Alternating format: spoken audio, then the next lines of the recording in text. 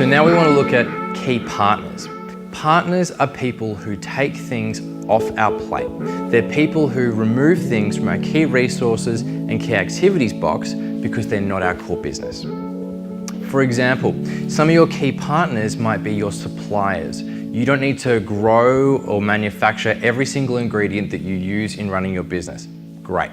A key partner who specializes in it will do a much better job for a much lower price. This is how we create strategies for making sure that, okay, if this partner left, how would we fill that void? How would we find a new partner who could help us out with that sort of thing? We want to look at all the key people who make the business work. These aren't people who we necessarily employ, but they're people who we need to have a good value proposition for because they enable us to do what we do. Let's go back to Heston Blumenthal and McDonald's. What we're looking to understand here is who are the external people who take the weight off both of their shoulders.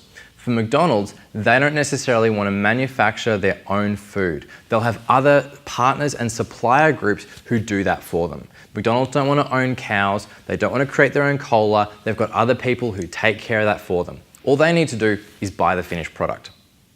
For Heston, so much of his success comes from his publicity, but Heston doesn't own a media channel. For him, it's about understanding how do I keep my media partners on side because they're the ones who build my reputation and drive the demand that enables me to charge $500 for a dinner further down the track. And what that comes back to is what needs to happen for your value proposition to work. Everything comes back to value proposition. Okay, so if we're getting to this part in the canvas and we're like, here are the key partners, and we've filled out the rest of the stuff about our customers and what they like, it may be the case where our value proposition is intricately tied to what our partnerships are and where our activities are, right? Exactly right. And that's a really important point to note. You don't want to be dependent on one particular donor or one particular philanthropist. And so too, you often don't want to be dependent on one particular partner. That puts you in quite a position of risk. These three boxes are about two things. One is about acknowledging all the different pieces that need to work together in order to make the desirability components run. But the second component is your customer doesn't really care who owns what part. So if you decide that something is going to be cheaper or easier to outsource, your customer probably doesn't care or won't even know. And vice versa, if you decide we want to change what business we're in, you're able to swap things around with your partners and still deliver incredible service.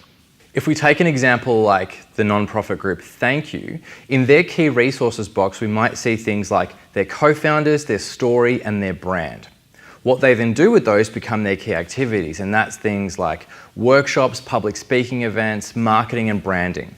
Their partners, on the other hand, they actually do the manufacture of their bottled water and their cereals.